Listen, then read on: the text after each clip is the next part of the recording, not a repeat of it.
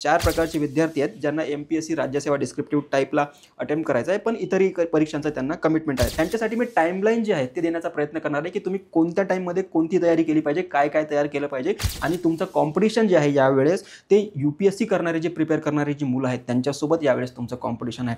अगर फतेह पाओगे तो गाजी कहलाओगे, मारे जाओगे तो शहीद कहलाओगे. हा जो बरा वेळ मिळतोय हा वाया न घालवता की अभी बहुत टाइम बचा, अभी बहुत टाइम बचा है, आगे देखेंगे, कल कभी नहीं आता. मी टॉपर्सच्या जरी आन्सर कॉपीज ॲनालिसिस केलं असेल, त्यांच्या नोट्सचं जर ॲनालिसिस केलं तर तुम्हाला कळेल की ही सगळी लोकं ओरिजिनल आहेत. त्यांनी प्रत्येकाने स्वतःचे असे नोट्स बनवलेले आहेत. कुणाच्याही उधारीच्या नोट्सवर किंवा उधारीच्या नॉलेजवर त्यांनी परीक्षा पास केलेली नाही आहे. हे गाईज, डायमेन्शन IASच्या स्टडी व्लॉगमध्ये आपणा सर्वांचं स्वागत आहे. आज अक्षय तृतीयेचा शुभ मुहूर्त आहे.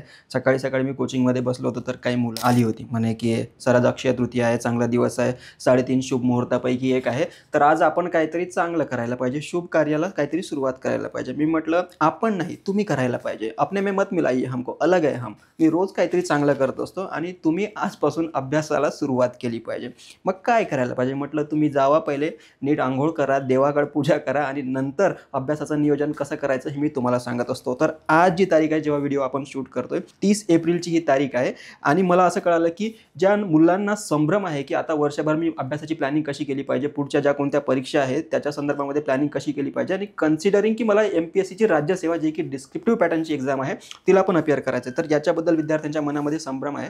तर आय हॅव आयडेंटिफाईड की याच्यामध्ये पर्टिक्युलरली 4 टाईप आहेत, 4 प्रकारचे विद्यार्थी आहेत ज्यांना एमपीएससी राज्यसेवा डिस्क्रिप्टिव्ह टाईपला अटेम्प्ट करायचं आहे, पण इतरही परीक्षांचा त्यांना कमिटमेंट आहे. तर त्यांच्यामध्ये पहिले जे आहेत ते कोर एमपीएससी वाली मुलं आहेत, जे फक्त आणि फक्त 28 सप्टेंबरची जी प्रिलिम्सची तारीख आहे एमपीएससी राज्यसेवेची 28 सप्टेंबर 2025ची, तिलाच नजरेसमोर ठेवून अभ्यास करतायत. दुसरी कॅटेगरी जी आहे, जे एमपीएससी मेन्स 2024ला आता अपिअर होणार आहेत आणि ती तारीख आहे 27-28 मेची. 27-28 मेला एमपीएससीच्या मेन्सला ते अपिअर होतील आणि त्यानंतर पुन्हा जर त्यांच्या मनामध्ये असेल की आता आपण डिस्क्रिप्टिव्हला स्विच झालं पाहिजे तर ते 28 सप्टेंबरच्या प्रिलिम्सला पुन्हा अपिअर होतील. तिसरी कॅटेगरी आहे, जे कंबाईन एक्झामला ज्यांनी आता अपिअर केलेलं आहे आणि त्यांची मेन्स जी आहे ती 29 जूनला होणार आहे. त्यांना जर एमपीएससीच्या राज्यसेवेच्या मेन्सला अपिअर करायचं असेल तर त्यांच्यासाठी काय स्ट्रॅटेजी असली पाहिजे याच्यावर आपण थोडीशी चर्चा करू. आणि चौथी जी कॅटेगरी आहे ते 2026ला डायरेक्ट एमपीएससीला टार्गेट करता, यावर्षी त्यांना अटेम्प्ट वगैरे द्यायचं नाही. फॉर्म भले भरून ठेवला असेल पण कॉन्फिडन्स नाही आहे, what ever might be the reasons, ते अपिअर करणार नाही आहेत, ते डायरेक्ट एमपीएससी 2026 अटेम्प्ट देणार आहे. तर अशा या 4 मुख्य कॅटेगरीज आहेत.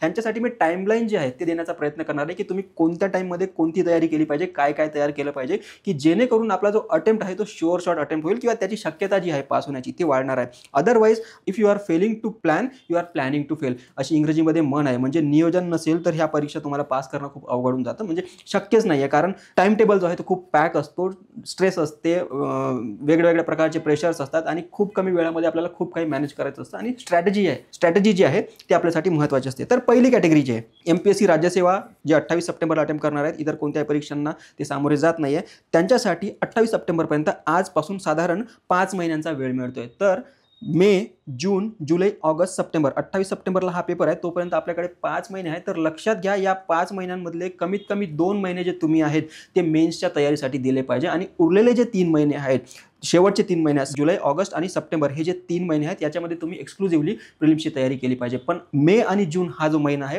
तो तुम्ही मेन्सला डेडिकेटेड केला पाहिजे. कारण लक्षात घ्या, तुम्हाला जर तुम्ही मेन्सची तयारी केलेली नाही आहे या परिस्थितीमध्ये आणि सप्टेंबरमध्ये जर तुम्ही पास जरी झाला तर त्यानंतर तुम्हाला असा खूप वेळ मिळणार नाही आहे आणि तुमचं कॉम्पिटिशन जे आहे यावेळेस ते यूपीएससी करणारे जे प्रिपेअर करणारी जी मुलं आहेत त्यांच्यासोबत यावेळेस तुमचं कॉम्पिटिशन आहे. त्यांना आन्सर रायटिंगची प्रॅक्टिस आहे, त्यांना ॲनालिटिकल स्किल्सची प्रॅक्टिस आहे, त्यांनी कोचिंगचे नोट्स वगैरे सगळे तयार करून ठेवलेले आहेत, त्यांनी ऑप्शनल वगैरे सगळं रेडी करून ठेवलेलं आहे. अशा परिस्थितीमध्ये आपण जर त्यांच्याशी कम्पीट करायचं असेल तर we need to take some step immediately. आपण तातडीने काहीतरी पावलं उचलणं गरजेचं आहे आणि ते मेन्सच्या दृष्टीने असली पाहिजे. म्हणून आपल्याला 2 महिने जेव्हा मिळत आहेत, मे आणि जूनचा, तर आपण मेन्सचे सोपे विषय का असं ना त्यांना हात घालून ठेवला पाहिजे, त्यांचे छोटे मोठे नोट्स वगैरे तयार करून ठेवले पाहिजे आणि रिव्हिजन का असं ना 1-2 वेळात का असं ना शक्य होईल तितकं रिव्हिजन करून ठेवलं पाहिजे. कारण एकदा सप्टेंबरचा महिना संपला की अपेक्षित काय काय की तुमच्याकडे नोट्स असले पाहिजे आणि तुम्ही त्या नोट्सची घोकंपट्टी करायची आणि जे मेन्सची टेस्ट सिरीज आपण म्हणतो त्या टेस्ट सिरीजला तुम्ही अटेम्प्ट केलं पाहिजे. त्या परिस्थितीमध्येच तुम्ही यूपीएससी प्रिपेअर जे पोरं आहेत त्यांच्याशी कम्पीट करू शकणार आहे. Otherwise your chances will be very less.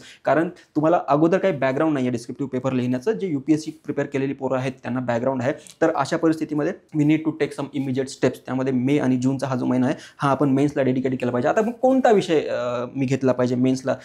Simple C सुरुवात करेंगे. एथिक्सचा विषय आपण घेऊ शकतो. एथिक्सचा विषय जो आहे तो सर्वांना कॉमन आहे आणि त्यामध्ये खूप अभ्यास करण्यासारखं काही नाही आहे. साधारण 20-25 दिवस जर आपण अभ्यास केला तर तो एथिक्सचा विषय आपण आटोपता घेऊ शकतो. त्यामध्ये डेफिनेशन्स आणि एक्झाम्पल्स वगैरे जो आहे त्याचा अभ्यास केला जाऊ शकतो. त्यामध्ये केस स्टडीजचे अप्रोच वगैरे जे आहे ते आपण शिकू शकतो. दुसरा विषय जो आहे जर पुढच्या महिन्यामध्ये जूनमध्ये जर तुम्हाला करायचं असेल तर हिस्ट्री, जिओग्राफी आणि सोसायटी म्हणजे जनरल स्टडीज पेपर 1 हा जो विषय आहे MPSCचा आणि UPSCचा सिलेबस जो आहे बऱ्यापैकी ओव्हरलॅप करत असतो. तर तो विषय आपण घेऊ शकतो कारण सोपा आहे. आणि नंतर एकदा प्रिलिम्स झाली की मग तुम्हाला GS पेपर 2 आणि GS पेपर 3 ला हात घालावा लागणार आहे. दॅट पेपर GS पेपर 2 आणि GS paper 3 consist of at least 70% of your syllabus. पूर्ण सिलेबसचा ते 70% आहेत. त्याचे तुम्हाला काही नोट्स वगैरे ते नंतर तयार करावे लागतील आणि त्याच्या टेस्ट सिरीज वगैरे ते नंतर अटेम्प्ट करावे लागतील. आणि रायटिंगची जी हॅबिट आपल्याला आता नाही आहे, ॲनालिटिकल रायटिंग वगैरे ज्याला काय म्हणता येईल किंवा पॅराग्राफ कन्स्ट्रक्शन कसं करायचं, बुलेट फॉर्मॅटमध्ये कसं लिहायचं, डायग्राम वगैरे कसं लिहायचं, हे सगळं तंत्रसुद्धा आपल्याला त्याच वेळेवर शिकायचं आहे. आणि नंतर नवीन मटेरियल जे आहे त्याची घोकंपट्टीसुद्धा करायची आहे. तर समजून घ्या की आपल्याकडे त्यावेळेस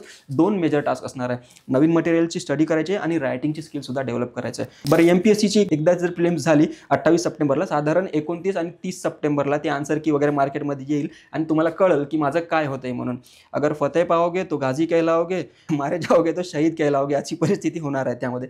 पण जर तुम्ही पास झाला, 28 सप्टेंबरला पेपर झाला, 29-30ला आपल्याला साधारण आयडिया येईल की आपलं काय होतंय म्हणून. आणि त्यानंतर साधारण जे काही मार्केटमध्ये चर्चा चालू आहे की एवढा कट ऑफ जाणार आहे, त्या कट ऑफपेक्षा जर 5-10 मार्क आपल्याला जास्त असतील तर दुसऱ्याच दिवशीपासून आपण अभ्यास करायला सुरुवात केली पाहिजे मेन्सच्या दृष्टीने. आणि जर कमी मार्क्स येत असतील, 5-10 मार्क का असं ना, कमी मार्क येत असतील तर सामान गुंडाळायचं, घरी जायचं, 8-10 दिवस चिल मारायचं, खाऊन पिऊन पुन्हा यायचं आणि मग 2026च्या अटेम्प्टच्या तयारीला लागायचं. असा हा सुटसुटीत मार्ग आहे. पण MPSCने आता जे डिक्लेअर केलं आहे की जानेवारीमध्ये ते प्रिलिम्सचा निकाल लावणार आहेत. मात्र प्रिलिम्स नंतर मेन्स कधी होणार आहे याची तारीख अजून जाहीर झालेली नाही आहे. पण मार्केटमध्ये ज्या काही चर्चा आहेत त्यानुसार असं आपण म्हणू शकतो की साधारण फेब्रुवारी मिडमध्ये ही जी मेन्सची परीक्षा आहे ती होईल. आता नेमकी कोणत्या दिवशी होईल हे देव पण सांगू शकत नाही, फक्त आणि फक्त MPSC सांगू शकते. त्यामुळे MPSCच्या भरोशावर आपल्याला राहावं लागणार आहे. तर सप्टेंबरपासून तर जानेवारीपर्यंत लक्षात घ्या आपल्याला मेन्सच्या प्रिपरेशनचा जो हा काळ आहे तो आपल्याला फुल्ली युटिलाइज करायचा आहे. त्यामध्ये मेन्सच्या दृष्टीनं जो काही अभ्यास पाहिजे तो आपण प्लॅन करायचा आहे. त्यामध्ये टेस्ट सिरीज जी आहे तुमची आणि रिव्हिजन जे आहे ते महत्त्वपूर्ण असणार आहे आणि या 2 ॲस्पेक्टवरच आपल्याला प्रामुख्याने फोकस करायचं आहे. दुसरी जी कॅटेगरी आहे जे MPSC मेन्स 2024ला आता अपियर करणार आहेत 27-28 मेला, त्यांच्याकडे फक्त 4 महिने उरत आहेत. जून, जुलै, ऑगस्ट आणि सप्टेंबर. आता 4 महिने उरत आहेत पण तरीही त्यांनी मेन्सला हात घातला पाहिजे असं मला वाटतं. जूनचा हा जो महिना आहे त्यांनी एक विषय निवडून एथिक्सचा विषय निवडावा किंवा GS पेपर 1चा विषय निवडावा आणि त्याची तयारी त्यांनी करणं अपेक्षित आहे. कारण again the competition is with the UPSC appeared candidates. UPSCला ज्यांनी अभ्यास करून ठेवलेला आहे, कोचिंग वगैरे करून ठेवलेले, ज्यांचे नोट्स वगैरे रेडी आहे आणि आन्सर रायटिंग पण ज्यांना थोडीफार येते, त्या मुलांची तुमचं कॉम्पिटिशन आहे. त्यामुळे हा जूनचा महिना तरी तुम्ही कमीत कमी मेन्सच्या प्रिपरेशनसाठी डेडिकेट केला पाहिजे. आणि नंतर जुलै, ऑगस्ट, सप्टेंबर हे 3 महिने तुम्ही फक्त आणि फक्त प्रिलिम्सचा अभ्यास केला पाहिजे. अज्युमिंग की तुम्ही आता यावर्षी मेन्स जी आहे ऑब्जेक्टिव्ह पॅटर्नची देत आहात MPSCची आणि तुम्ही प्रिलिम्स तर ऑब्व्हियसली पास केलीच आहे, त्यामुळे तुम्हाला प्रिलिम्समध्ये खूप अवघड जाणार नाही आहे. तरीसुद्धा आपण 3 महिने कमीत कमी प्रिलिम्ससाठी काढलेच पाहिजे कारण इट इज व्हेरी प्रेडिक्टेबल.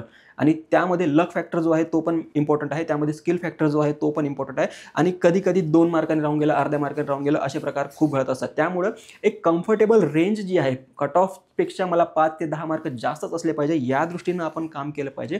आणि त्यासाठी कमीत कमी 3 महिने तुम्ही खूप जरी कम्फर्टेबल असाल प्रिलिम्समध्ये तरी 3 महिन्यांचा अभ्यास आपण केलाच पाहिजे. तिसरी कॅटेगरी जी आहे यामध्ये जे कंबाईन अपियर स्टुडंट्स आहेत ज्यांनी कंबाईनची प्रिलिम्स पास केली आहे आणि ते मेन्सला 29 जूनला अपियर करणार आहेत, ह्यांच्यासाठी फक्त जुलै, ऑगस्ट आणि सप्टेंबर हे 3च महिने उरत आहेत जेव्हा ते MPSC राज्यसेवाची प्रिलिम्स आहे त्याला अपियर करणार आहेत. तर ह्यांना मेन्स प्रिपेअर करण्यासाठी अजिबात स्कोप नाही आहे, अजिबात वेळ नाही आहे. यांनी तुरंत 29 जूनला जे मेन्सचा पेपर होणार आहे कंबाईनचा त्याच्यानंतर तुरंत त्यांनी MPSC राज्यसेवेच्या प्रिलिम्सच्या अभ्यासाला लागलं पाहिजे. 28 सप्टेंबरला ज्यावेळेस पेपर होईल तुमचा प्रिलिम्सचा त्यानंतर आपण ठरवायचं आहे की मेन्सची तयारी आता कशी करायची आहे. आणि त्यावेळेस तुम्हाला खूप डिफेन्सिव्ह खेळून चालणार नाही आहे कारण मेन्सची प्रिपरेशनला आता वेळ देता येणार नाही कारण 29 जूनला आपला कंबाईनचा पेपर आहे. त्यानंतर you have to play on the front foot. तुम्हाला फक्त आणि फक्त ऑफेन्सिव्हच खेळावं लागणार आहे. त्या परिस्थितीमध्ये नेमकं काय केलं पाहिजे याच्या गायडन्ससाठी आम्ही इकडे अवेलेबल आहेत. कोणते नोट्स वापरले पाहिजे, शॉर्टमध्ये त्याचे ब्लूप्रिंट वगैरे कसे तयार करायचे, फ्रेमवर्क वगैरे कसं तयार करायचं, हे 3-4 महिन्यामध्ये सगळं आपल्याला आटोपता घ्यायचं आहे. रायटिंग स्किल्स पण शिकायचे. तर त्याच्यासाठी काय वेगळी रणनीती असली पाहिजे याच्यावर आपण लवकरच चर्चा करणार आहोत. पण स्टील आत्ता तुम्ही 29 जूनपर्यंत फक्त आणि फक्त कंबाईनवर लक्ष द्या.